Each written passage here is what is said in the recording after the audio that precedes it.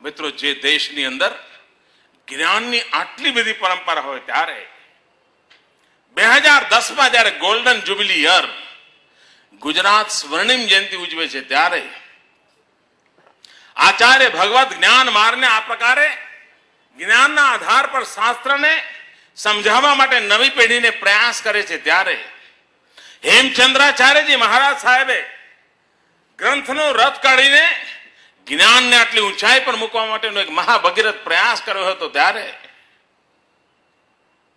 2010 golden jubilee યરમાં આપણે એક કામ કરી શકીએ, કોઈ એવું પરિવાર ન હોય કે જેના ઘરમાં ગોલ્ડન જ્યુબિલી યર નિમિત્તે આ રાજની સ્વર્ણિમ જયંતિ નિમિત્તે ઓછામાં ઓછી 50 પુસ્તકોની લાઇબ્રેરી ના હોય. નાની વાત, દરેક ઘર એવું હોય, પુસ્તક એને જે ગમતું હોય, મને વાંધો નથી. મિત્રો મોટા ભાગના ઘર એવા છે કે જેમાં દુનિયાના અચ્છા ગાયકોના આલ્બમની 50 સીડી છે, સંગીતની સીડી છે, મૂવીની સીડી છે, કે મારી પાસે 60ના દશકની મૂવી છે, મારી પાસે યુરોપની મૂવી છે, બધું છે, પણ પુસ્તક નથી. આપણે એવો સંકલ્પ કરી શકીએ પૂજ્ય મહારાજ ભગવંતના ચરણોમાં બેસીને કે આ જ્યોતને આ રૂપમાં ગોલ્ડન જ્યુબિલી યરમાં ગુજરાતના 50 વર્ષ નિમિત્તે 50 લાખ પરિવારોમાં 50 પુસ્તકોનું પુસ્તકાલય પ્રત્યેકના ઘરમાં હશે. મિત્રો આપ જોજો, એ બાળક એ જ્ઞાનને, પુસ્તક કયું એનો મારો વિષય નથી. કોઈ પણ વિજ્ઞાનનું હોય, જ્ઞાનનું હોય, હસી મજાકનું હોય, રમત ગમતનું હોય, કોઈનું જીવન ચરિત્ર હોય, જે હોય તે. શા માટે વાતાવરણ ન બને આપણા ગુજરાતમાં ગોલ્ડ? અને પાછું કાલે છાપામાં એવું છે, મોદીએ જાહેરાત કરી કે ગુજરાતમાં 50 લાખ ઘરોમાં 50 પુસ્તકોની લાઇબ્રેરી બનશે. એવું મેં નથી કહ્યું, નહીં તો બધી ટોપી માર માથે.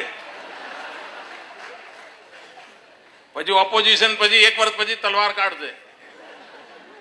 મોદી સાહેબ આ જાહેરાત કરી હતી પણ પૂરું ના કર્યું.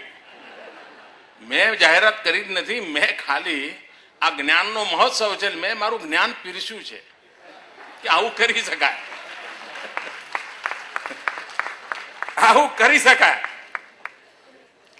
અને કેટલી મોટી સેવા થાય. હું માનું છું આ પ્રયાસને ચિરંજીવ રૂપ આપવું હોય, આ પ્રયાસને ઘર ઘર સુધી પહોંચાડવો હોય અને જ્ઞાનની પ્રતિષ્ઠા કરવી હોય તો મિત્રો મને લાગે છે કે સ્વર્ણિમ જયંતિ એક અવસર છે, સમાજ આંદોલન બને. અને મેં એક સપનું સેવ્યું છે મિત્રો, જેમાં હું સમાજના લોકોની મદદ લેવાનો છું. મારી ઈચ્છા છે કે સ્વર્ણિમ જયંતિ નિમિત્તે સમગ્ર રાજ્યમાં એક વાંચન માટેનું અભિયાન ચાલે. વાંચે ગુજરાત એવું મારું એક અભિયાન મારે કરવાનું છે. અને હું એમાં 50 કરતા વધારે પુસ્તકો ગોલ્ડન જ્યુબિલી યરમાં જેણે વાંચ્યા હોય એવા સૌને સ્પર્ધામાં ભાગીદાર થવા માટે નિમંત્રણ આપવાનું છે. એમાં વિદ્યાર્થીઓ હોય, યુવકો હોય, વડીલો હોય, પણ ગોલ્ડન જ્યુબિલી યરમાં એને 50 પુસ્તકો વાંચેલા હોવા જોઈએ. અને 50 કરતા વધારે પુસ્તકો વાંચ્યા હોય એવા વિદ્યાર્થીઓ, એવા યુવકો, એવા વડીલો, એનો વાયવા લેવામાં આવશે. એમને પૂછવામાં આવશે, બોલો ભાઈ આ પુસ્તક વાંચ્યું, તમે શું વાંચ્યું, તમારે શું કહેવાનું છે? અને સમગ્ર ગુજરાતમાં વાંચન એટલે એક પ્રકારે જ્ઞાન યજ્ઞ. ગોલ્ડન જ્યુબિલી યર, સ્વર્ણિમ જયંતિ ઉજવવાના અનેકવિધ મારા મનમાં ખ્યાલો છે. એમાં એક ખ્યાલ આ છે કે મારું ગુજરાત વાંચતું કેમ થાય. નવી પેઢી કોમ્પ્યુટર પર બેઠી છે સાહેબ, એમાં તેને વાંચવા તરફ કેમ વાળવી? ગઈકાલ સુધી આપણને આપણા 5-50 સગાવાલાના નંબરો યાદ રહેતા હતા, આપણું મગજ કામ કરતું હતું. આજે પોતાના ઘરનો નંબર યાદ નથી, કારણ મોબાઈલમાં લખી દીધો છે. મિત્રો વિજ્ઞાન એમ કહે છે કે તમારી જે શરીરના જે અંગો એ જો ઉપયોગ વગરના રદ થઈ જાય તો ધીરે ધીરે એનું અસ્તિત્વ ખોઈ દે. કોઈ જમાનામાં પૂંછડીની જરૂર હતી, પૂંછડીનો ઉપયોગ થતો હતો, પૂંછડી હતી, ઉપયોગ બંધ થયો, પૂંછડી જતી રહી. હવે આ મગજ નેતું રહે તો શું થશે ભાઈ? આ યાદ શક્તિ જતી રહેશે તો શું થશે? તો ઈશ્વર દત્ત આપણને જે આ શક્તિઓ મળી છે એ શક્તિઓ છીણ ન થઈ જાય, અને એમાંથી એક છે સ્મરણ શક્તિ, જ્ઞાન શક્તિ. આ જ્ઞાન શક્તિ, સ્મરણ શક્તિને ચેતનવંતી રાખવા માટે ઉપક્રમ કરવા પડે. અને ઉપક્રમનો એક ભાગ છે ગોલ્ડન જ્યુબિલી યરમાં જ્યોતના મિત્રો 50 લાખ ઘરમાં 50 પુસ્તકોનું પુસ્તકાલય પ્રત્યેક અને મધ્યમ વર્ગીય પરિવાર કરી શકશે. નાના હોય, નાના પુસ્તકો હોય. હું 100% માનું છું સમાજની મોટી સેવા કરી શકીશું, એક સ્થાયી ભાવથી કામ કરી શકીશું. અને બીજી વાત કે આપણને તીર્થંકર ભગવાનોએ જે માર્ગ બતાવ્યો છે, એક માર્ગમાંથી આપણા સ્થિતિ પરિસ્થિતિ માટે જેટલું કરી શકીએ. હમણાં મેં માંડવીમાં, કચ્છમાં રણોત્સવ હતો, એમાં મેં ઓરિસ્સાના કલાકારોને બોલાવ્યા હતા. એમને મેં કહ્યું કે આપણે રેત શિલ્પ કરવું છે. મને કે થીમ કયું? મેં કહ્યું કે અમારા કચ્છની ઓળખ છે કચ્છના જિનાલયો, અને માંડવીમાં જે રેતમાંથી જિનાલય બનાવ્યો હતો, હું ખાસ જોવા ગયો હતો મિત્રો. હજુ પણ શાયદ 10 તારીખ સુધી એ ચાલુ છે. મિત્રો, તમારામાંથી કોઈ તારંગાજી દર્શન કરવા જાય તો જોજો. તારંગાજીમાં આ સરકારે તીર્થંકર વન બનાવ્યું છે, અને 24 તીર્થંકર જે વૃક્ષ નીચે બેસીને એમને આત્મબોધ થયો હતો, એ વૃક્ષ આપણે શોધીને લાવીને ત્યાં વાવ્યું છે. અને એ વૃક્ષો શોધવા માટે નાગાલેન્ડ, મેઘાલય સહિત આ રાજ્યની વન વિભાગ અમારો દોડ કરી છે.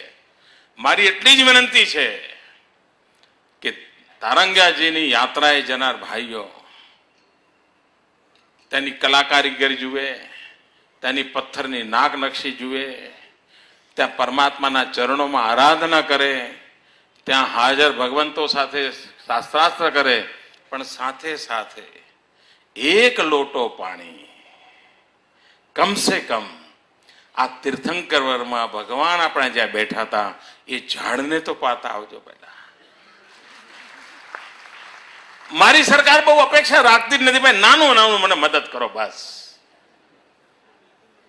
તમે જુઓ ગુજરાત, આવતે વર્ષે મારો વન મહોત્સવ હું પાલિતાણામાં કરવાનો છું. મિત્રો, મને પાલિતાણા લીલુંછમ જોવું છે. પાલિતાણાજીમાં આપણા યાત્રીઓ જાય, ઘટાટોપ જંગલ કેમ ના હોય મિત્રો? અને એટલા માટે મેં હમણાં સરકારમાં સૂચના કરી છે ટેરેસ તલાવડી બનાવવાની. તમે જોયું હશે કે જે લોકો પર્વતો પર ખેતી કરતા હોય છે એ લોકો પર્વત પર આમ ટેરેસ બનાવતા હોય છે અને પટ્ટામાં ખેતી કરે. ઉપર એક પટ્ટો હોય, નીચે બીજો હોય, એના નીચે ત્રીજો હોય, ને પટ્ટામાં ખેતી કરતા હોય છે. મારા મનમાં વિચાર આવે છે કે આખા પર્વત ઉપર આ પ્રકારના જે ઢોળા હોય એમાં નાની ટેરેસ તલાવડીઓ બનાવવાની. બહુ મોટી નહીં, એક આપણું લખવા વાંચવાનું ટેબલ અંદર ઉતરી જાય એટલી. એકલા પાલિતાણાજી ઉપર 25,000 ટેરેસ તલાવડી બને, અને પહેલો વરસાદ આવે બધી ભરાઈ જાય સાહેબ. ઉપરથી પાણી આમાં હું કરતું અહીંયા ભરતું નીચે આવે. આપ મને કહો સાહેબ, 2 વર્ષની અંદર આપણા પાલિતાણાજી લીલાછમ થઈ જાય કે નહીં? હવે આરસના મંદિરો જ બનાવીશું કે લીલાછમ ઝાડ પણ વાવીશું? મારી આપને વિનંતી છે કે કેટલા ઘન ફૂટ માર્બલ વાપર્યો એના માટે તમારે જે બોલવી હોય બોલતા રહેજો, પણ તમે મંદિરના પગથિયા સુધી જવા માટે 5000 ઝાડ જ્યાં સુધી ન વટાવે ત્યાં સુધી મંદિરનું પગથિયું ન દેખાય એવા મંદિરોનું નિર્માણ કરવાની દિશા કેમ ન ઉપાડીએ? દુનિયાને આપણે ઉપદેશ પછી આપી શકીશું મિત્રો. દુનિયાને હું કોપનહેગનમાં સંદેશો ત્યારે જ આપી શકીશ કે હું મારા આરસના પહાણના બનેલા જૈન મંદિરની અંદર જતો હોય ત્યારે 5000 વૃક્ષોની કેડીમાંથી ચાલતો જઉં, ઘટાટોપ છાયાની અંદર મન શાંત થાય અને પછી પ્રભુના ચરણો જઈને વિરાજું તો પ્રકૃતિનું પણ પૂજન થશે અને પરમાત્માનું પણ પૂજન થશે. મારો પ્રકૃતિ પ્રેમ મને પરમાત્મા સાથે અનુસંધાન કરવાનો અવસર બનશે. એવા મનોભાવ સાથે પૂજ્ય આચાર્ય ભગવંતોના આશીર્વાદ સાથે આપણે સૌ આ જ્ઞાનની ઉપાસના સાથે આગળ વધીએ એ જ અપેક્ષા સાથે આ પ્રયાસમાં જોડાયેલ સૌ મિત્રોને અંતઃકરણપૂર્વક અભિનંદન આપું છું. ગુજરાતના જ્ઞાન પીપાસુ નાગરિકોને, ખાસ કરીને યુવાન મિત્રોને અહીં આવીને આ જ્ઞાનનો પ્રસાર લેવા માટે આગ્રહપૂર્વક વિનંતી કરું છું. જય જય ગરવી ગુજરાત, જય જિનેન્દ્ર.